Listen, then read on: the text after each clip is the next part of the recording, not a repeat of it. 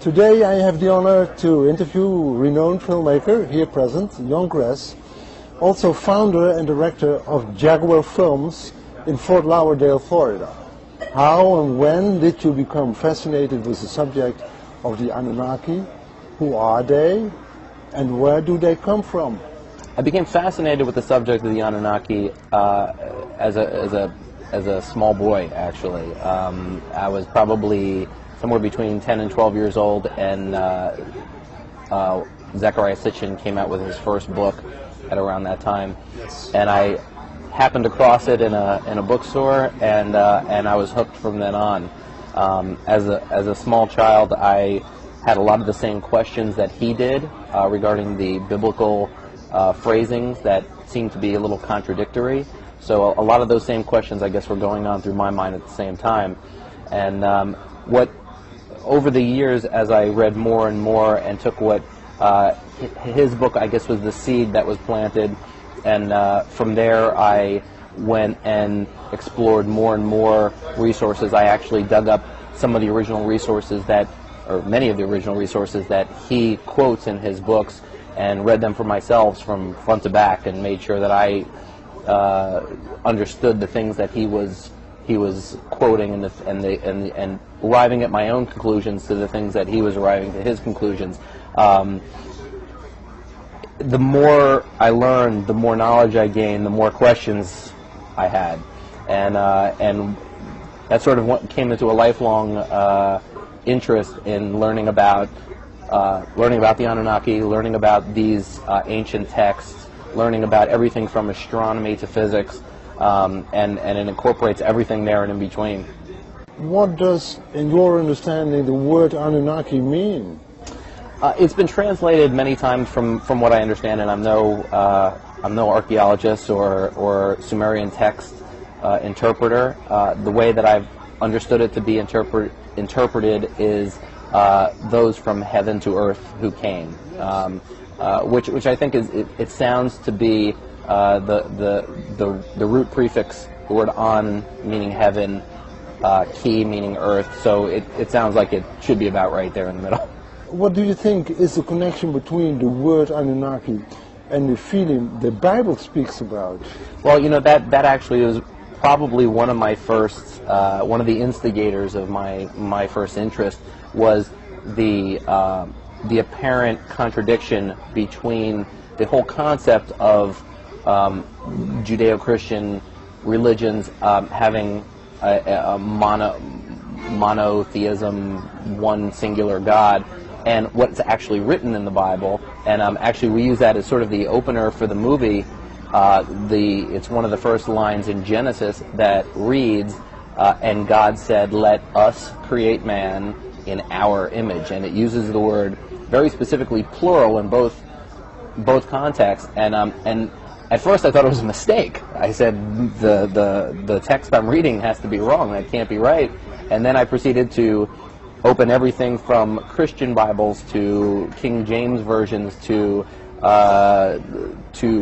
Hebrew Bibles, and they all say the same thing. Yes. So it's a contradiction that got me started looking at things from and actually starting to explore where the original biblical stories came from, and then going into and exploring those stories. The Noah story, going back and looking at the Atrahasis epic, and then back even further to the Pishtim and the Ziusudra epic, and seeing where the roots of those stories came from, and it's both cleared up a lot of where those stories came from, and it clears up many of the contradictions, and then it also throws into the mix some pretty strange and outlandish things that most people would consider strange and outlandish from a modern day religious standpoint.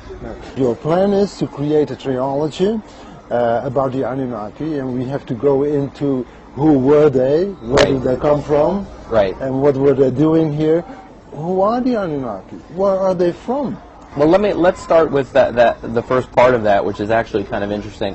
Over the years, as I think I'd mentioned to you earlier, that I started a news group many years ago, which was basically an open forum for people to discuss their knowledge of pretty much everything having to do with the Anunnaki. I found that there's so many holes still left in what we know about Sumerian stories that getting additional input from additional places was very important to me, because people hold little bits of knowledge, little bits of truths in family stories and ancient religious things that they might have heard from different religions and different parts of the world, that I thought that that was a very important thing for me to dive into, and not just listen to one author or one source.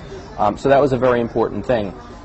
The second part was that it's a very controversial issue. To modern day religions, it's a very, now there are some religions that it may not be as shocking to others, but the idea that the modern biblical version that most people are used to is derived from sources that most people would say, if reading the sources, that they completely contradict what they're used to reading, it's a very touchy subject with a lot of people. So, and at the same time, the biggest selling book of all time is the Bible. Yes. The greatest selling book. So now my train of thought went like this: if the Bible is the best-selling book of all time, and the Bible is written upon stories that the majority of people on the planet don't know anything about, that would sort of make these stories even the best book of all written time. So knowing that I was going to get a lot of resistance and a lot of outcry for the topic to begin with, rather than taking it from a sensationalist standpoint of beating people over the head with the alien theory, I said, let me introduce the stories as best I can, as accurately as I can to what we see, without interjecting my viewpoint on them, but more or less introduce them to the stories, the characters of the stories, and try to keep them as accurate as possible. And we can throw in a little fiction here and there to make the story interesting, because people don't want a history lesson, and this wasn't meant to be a documentary. It was meant to be an entertainment factor too. But while we're entertaining and while we're making it a science fiction, we're also very gently introducing them to all of the actual characters in the Sumerian pantheon and the Sumerian stories and legends, and they're getting an actual history lesson from the Sumerian viewpoint at the same time. And the reason we broke it into 3 movies was for that reason. The first movie is a modern-day story, and the modern-day story is a fiction, and it was taken from the standpoint that of all the Sumerian stories, they all talk about, there's a lot of texts that talk about the arrival, there's a lot of texts that talk about while the Anunnaki were here, and there's few that talk about their departure, but not in enough to where I felt that it was really summed up that they all just left one day. So the first movie is actually the second in the trilogy, which is a modern-day tale, and basically addresses the Anunnaki story from the point of the flood, the deluge, up until today, basically.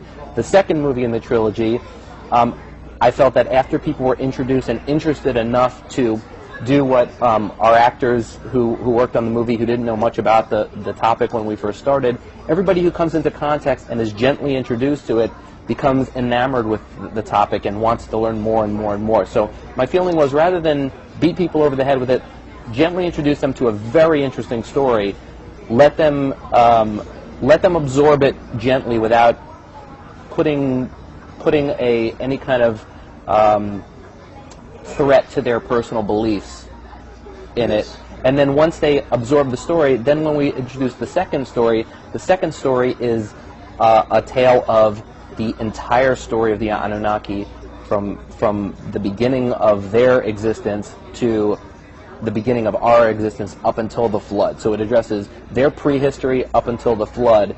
And the interesting thing and the nice thing about it will be they will already be in tune with a lot of the characters, because they'll know them